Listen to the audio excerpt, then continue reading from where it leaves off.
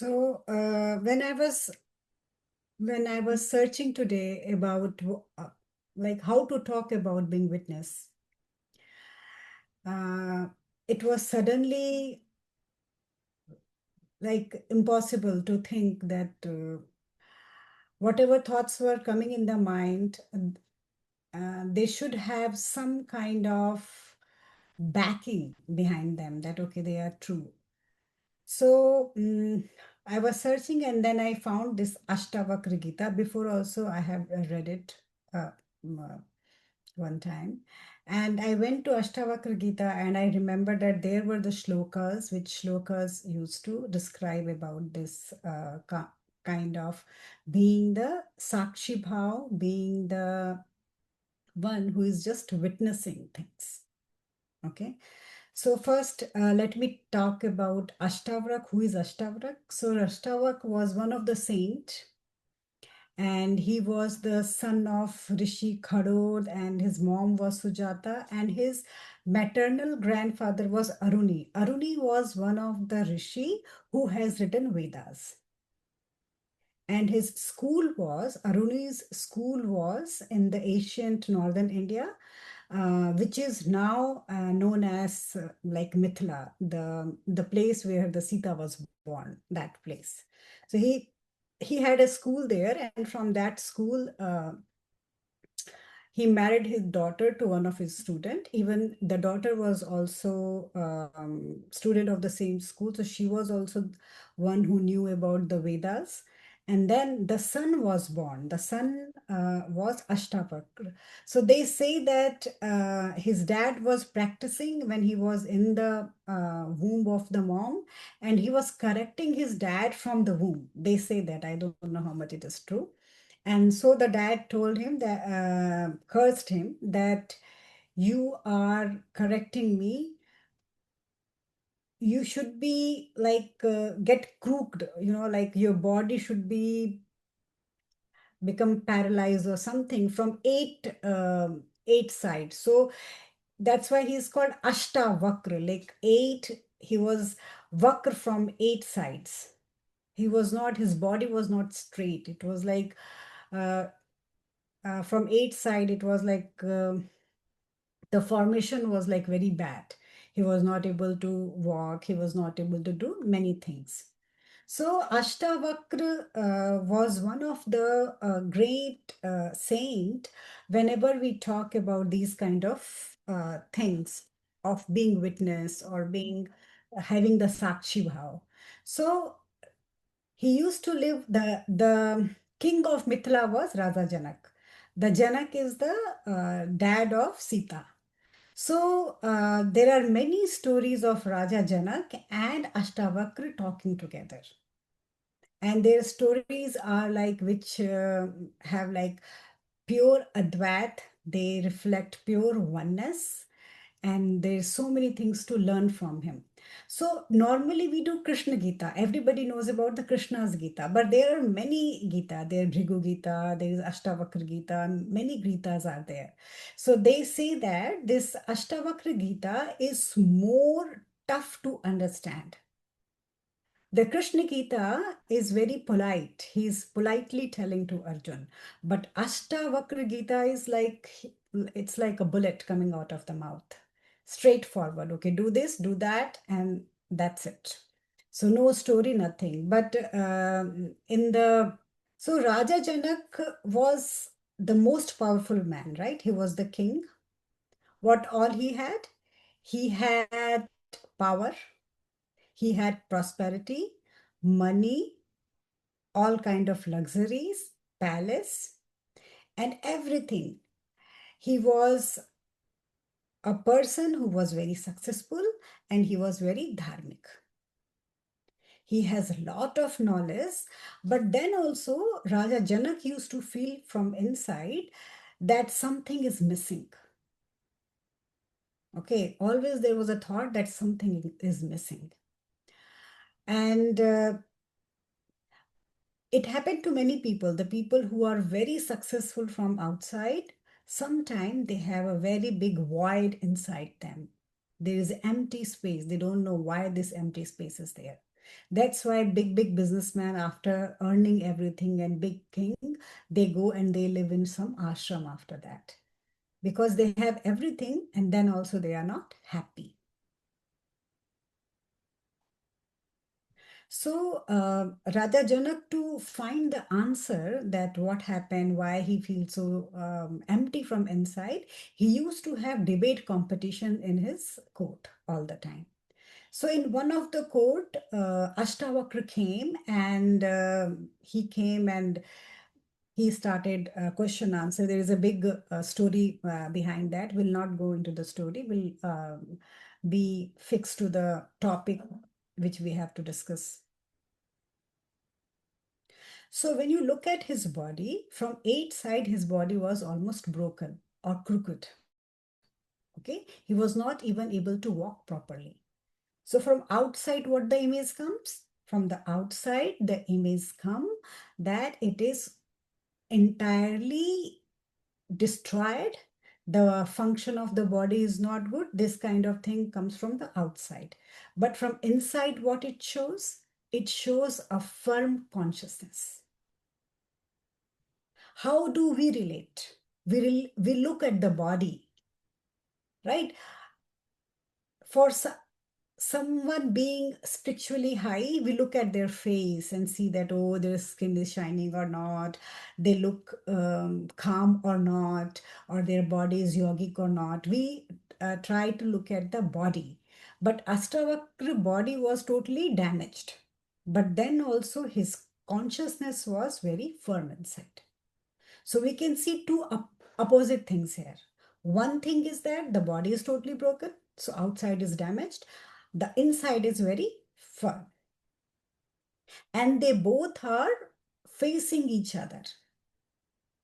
The body is body, which is not good.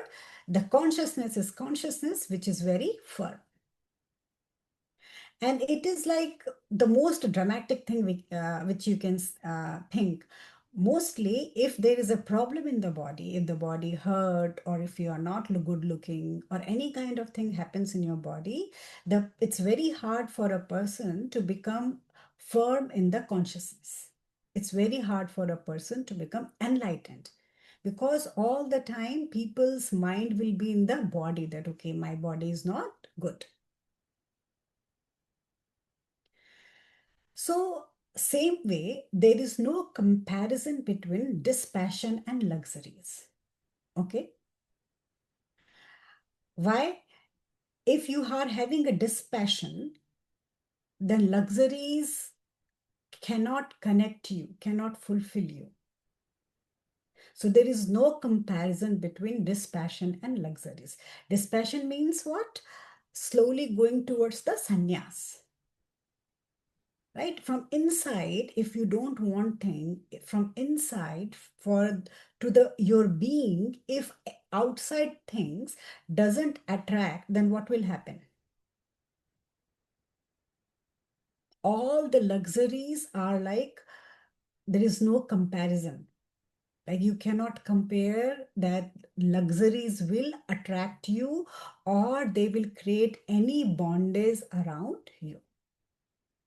Then there is no comparison between illusion and enlightenment. A person who has a lot of illusion, that person cannot become enlightenment at all. A person who doesn't have any kind of illusion, that person can only become enlightened. The Maya, the illusion of Maya, and the Brahma Gyan, the knowledge, supreme knowledge, doesn't go together. Right? They are two different things. So dispassion and luxuries cannot go together. Same way, illusion and enlightenment cannot go together. If somebody is saying that that person is enlightened, and when you listen to the talk, it feels like the person is full of illusion, then that person is not enlightened. Okay, with all this comparison, when you talk to someone, when you listen to someone, you can think, you can see what kind of person is sitting in front of you and what kind of person is giving you the knowledge. So what happened because of the ego? The illusion makes you feel that there is something lacking in your life.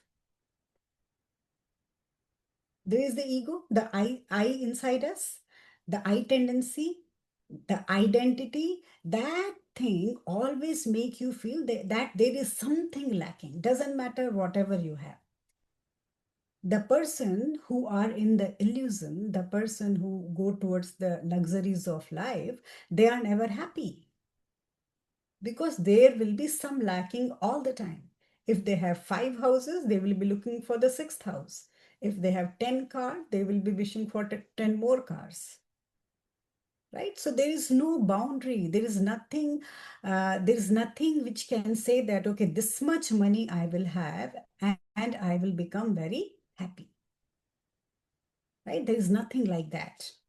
Ashtavakra, the fundamental things which in the books which has written that, okay, you walk in this path and this path will take you towards the enlightenment. You walk in this path will make you religious. You walk in this path or you do this sadhana, you do this meditation, and slowly you will uh, go to the higher space. You follow this technique will go take you to the higher space. Mostly all the teachers and all the books, these things are written that, okay, do this, do that, and finally you will reach the upper, the superior thing, like enlightenment. You will become enlightened. But what does the Ashtavakra used to say? He used to just say that free yourself from ego and rest, everything is done. None of the technique can take you there.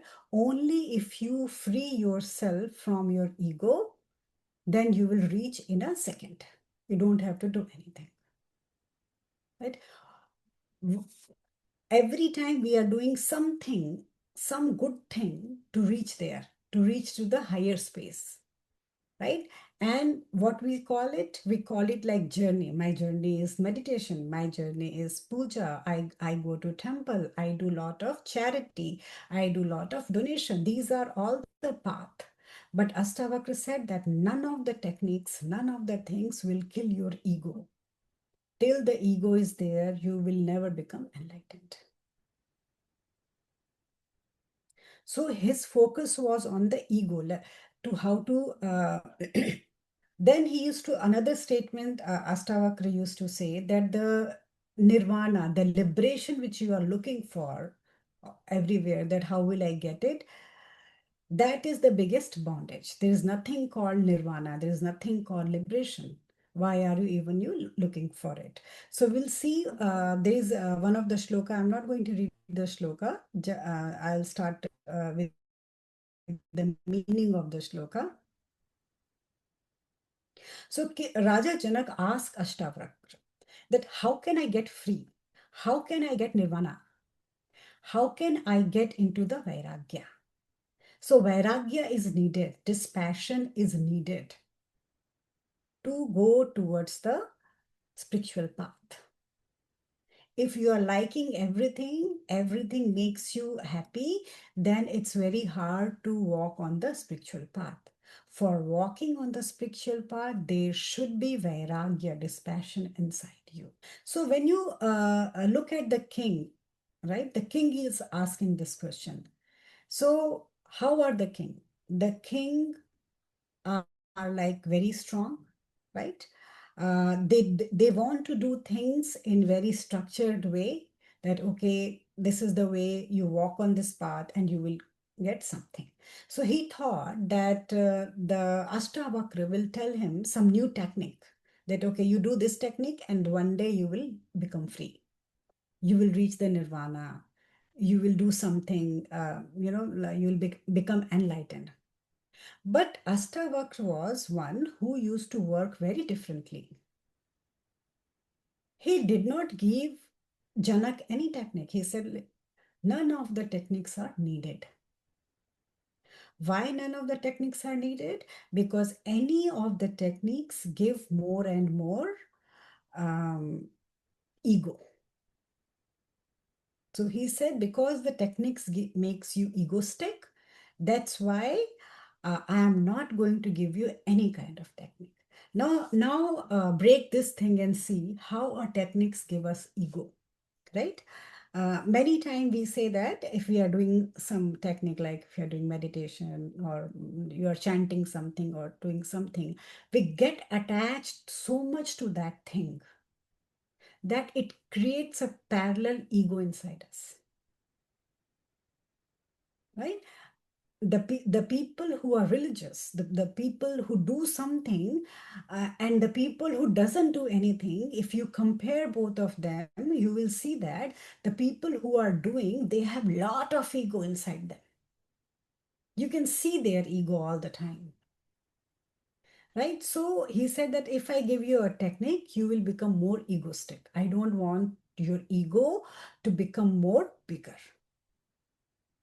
My work is to cut your ego. My work is not here to make you more egoistic. And then he told him, from the thought of liberation, that I will be liberated, right? We all have this thought, right? There will be a day when I will not have any problem, right? All of us think like that. There will be a day I will be very healthy. There will be a day in my family, everybody will be so happy, there won't be any problem. There will be a day I will have so much money, there won't be any problem. Everyone have this thing inside. Every person have different kind of problem, and everybody thinks that there will be a day there won't be any problem. So what did Ashtavakra say? That liberation is an illusion. Liberation is an illusion. Don't go towards this illusion that one day there won't be any problem. Why he said like that? Because the Maya, the circle of the Maya will be going continuously. So you cannot say that there will be one day when there won't be any problem. Right? Why do we, like all of us are suffering? The people who always talk to me in this group, those are suffering all the time. Like, why are you guys suffering so much? Because in your mind, somewhere it is there that there will be a day when everything will be perfect. There won't be any problem, right? So, Ashtavakra is hitting on this thing.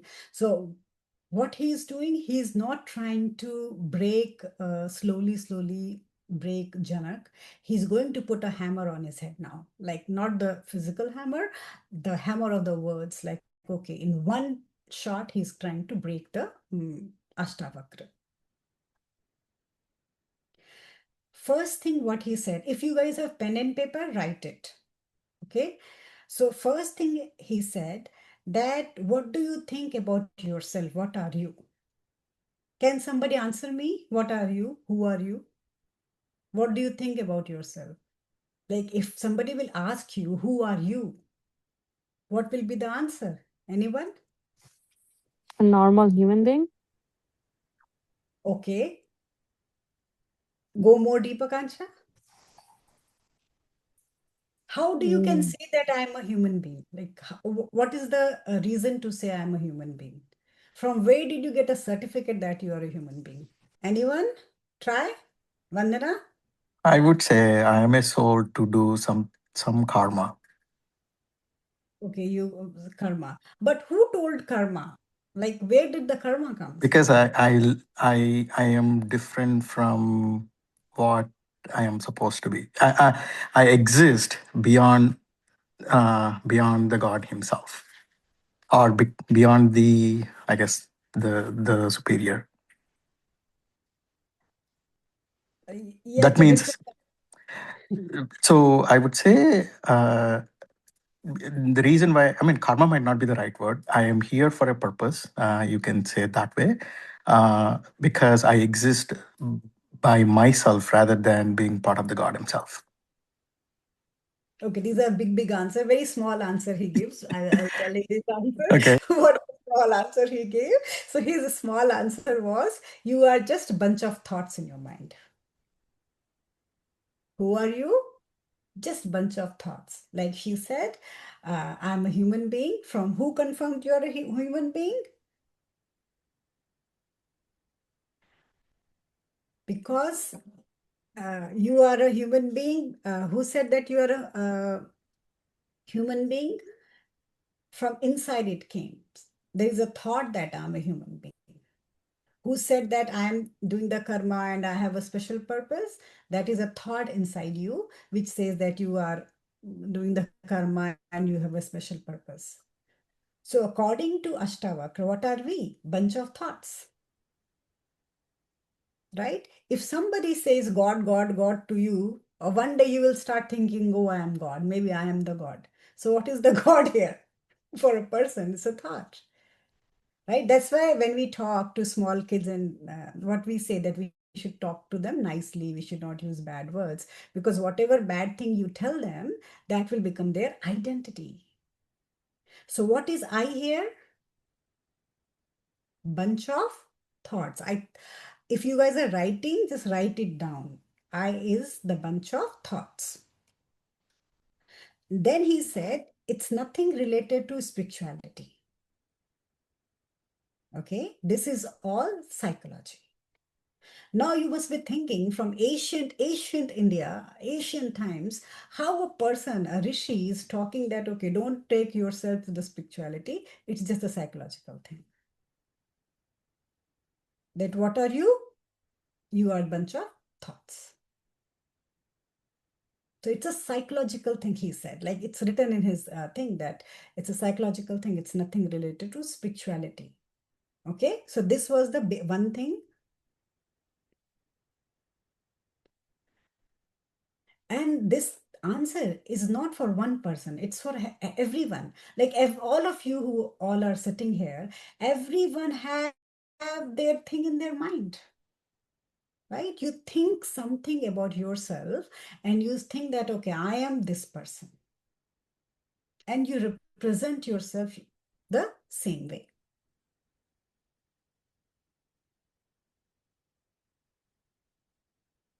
So he never gave anybody any techniques. Because for him, what was the answer? For him, the answer was that only the thoughts are there, which is responsible for everything. Nothing else is there. So what he's trying? He's trying here to break the ego. Right? If you are a thought, if I am able to break that thought, then the ego will be destroyed. So as a human, what we think about ourselves, that this is my body, right?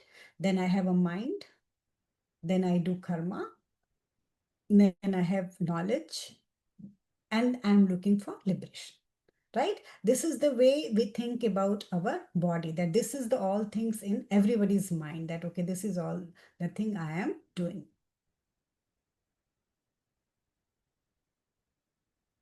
Then after that, he went more deeper and he said that you are thinking about this body, right? This body is mine. According to me, this body is bunch of thoughts, okay?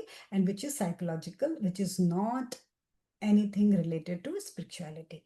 Now he went more deeper and he said that, do you know how your body is made?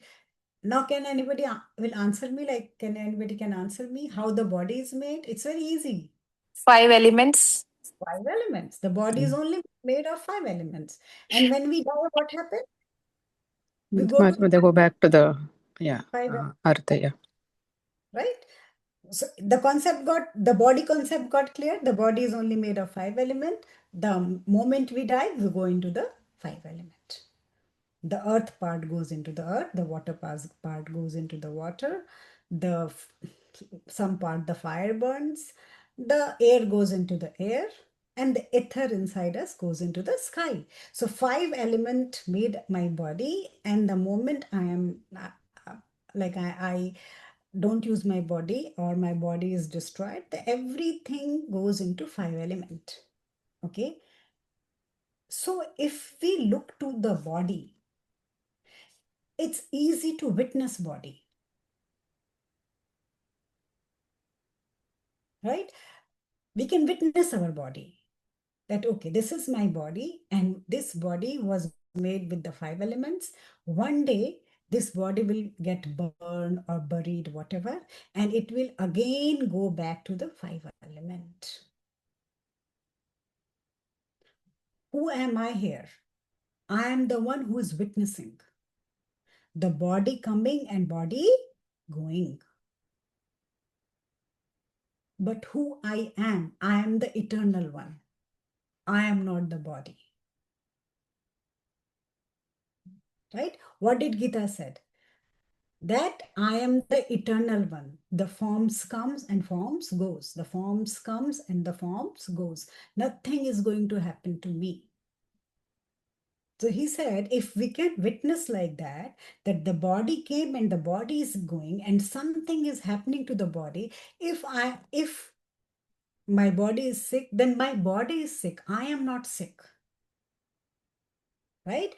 If um, I'm getting old, my body is getting old. I am not getting old. If somebody is born, a body is born. Right? If we are able to see it like this, then the attachment towards the body will slowly start coming down. Why are we so much attached to our body? We think that we are the body. But little distance, if we go a little step back and then look at your body, then you can see that there is something else. I am not the body here.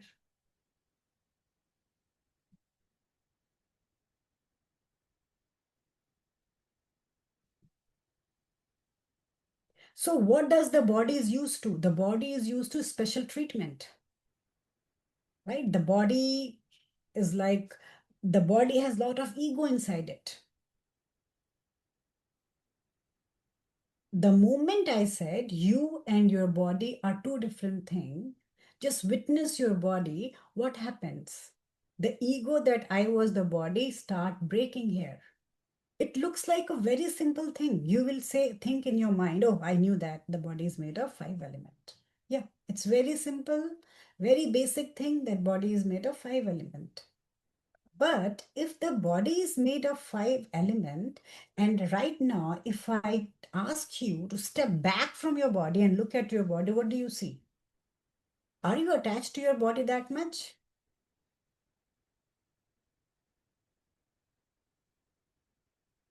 Maybe I'll have a meditation on this thing to step out of the body and look at the body, right? Where you are witnessing your body.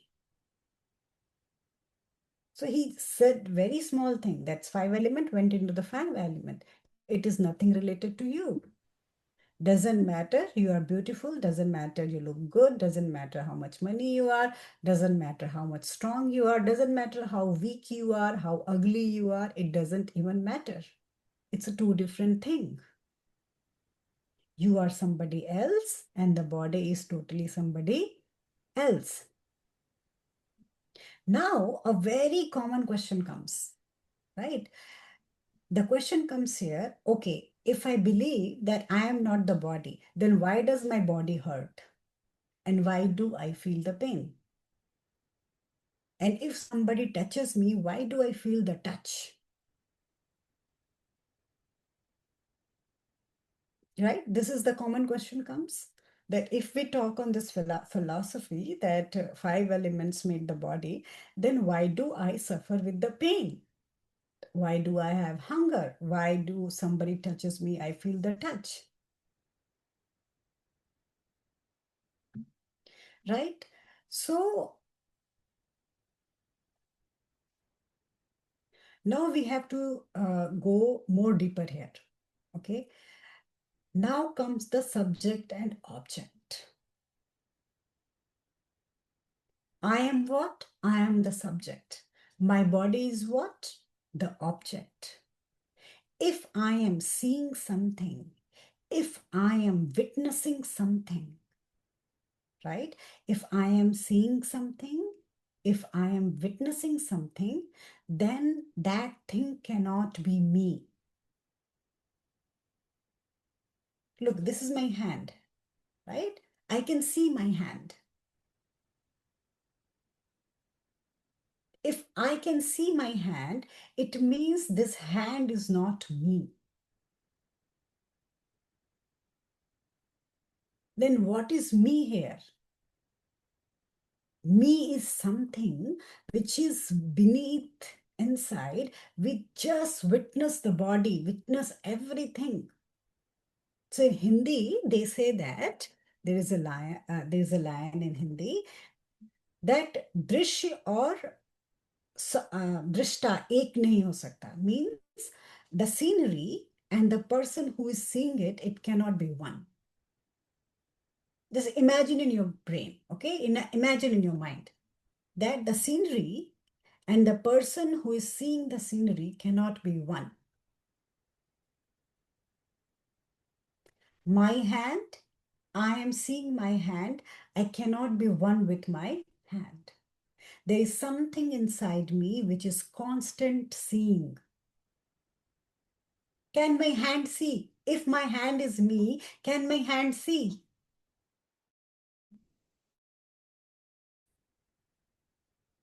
No, my hand cannot see, right? There is something inside me which can see. Any question in this one? I know it's very hard to understand, but any question? Any question? Anyone? Somebody raised their hand. Yeah, it was my hand because I Oh, was okay, like, okay, sorry. my hand. Yeah. I'm still got stuck on Mhm. thoughts versus the five elements. So if I am nothing but bunch of thoughts, where Mhm. does the five elements come from? And when you say subject versus object, separating from that, what does Mhm. that mean? Like remove my thoughts and look at it from a third person's view Yeah, third and person. at the five elements. So can thought exist without these five elements? No, the thoughts cannot exist, five elements, because how is your mind made? Mind is also made with the five elements. Yes, it's part of earth. Yeah, it's soil or whatever you call it. Yeah, minerals. Yeah, yeah. Hmm. So mind is also made of the five element, right?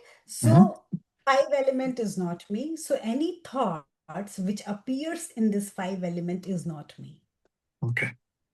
It's a deep philosophy, okay, very deep philosophy. You know, when I'm saying it, try to picture in your mind, then you will understand. Okay, I don't have a blackboard here. Maybe Yeah, I yeah. with these kind of topic, I should start using blackboard. Then maybe it will be easier to understand.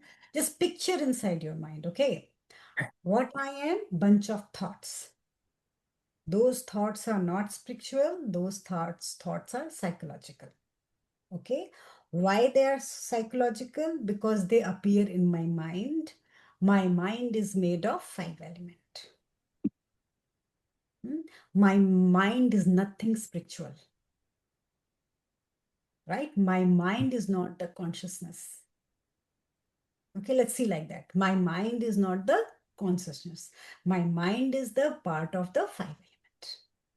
When we talk about consciousness, when we talk about chetana, in Hindi we say chetana to the consciousness, then it's something different. The consciousness is not made of five element. Okay, so it is different. But rest of the things, entire body, my mind, and the thoughts appearing in my mind because of the five element. When the body is burned, right, when you die, do the thoughts appear after that? Right? If the body is burned when you die, do the thoughts appear after that? No. No, right? It doesn't appear. So I am what? Just write it down. It's a very big philosophy. Initially, just write it down. My body, my mind, my thoughts are made of five elements. I, the pure consciousness, is not made of five elements. Hmm? Anyone else? I know it's a very difficult topic. Anybody else? Because you guys only have so much problem of suffering, so I have to teach this, that so you differentiate between yourself and your body and your mind, so you won't suffer that much, right? Because of the suffering, we have to read all this. So you become more strong from inside. I don't want any of you to get overwhelmed by any kind of suffering, by the body suffering or the mental suffering or psychological suffering. You all need to rise your level up. You need to understand this philosophy. Okay? And I will try my best. I will try to break it in small, small thing and try to make everyone understand.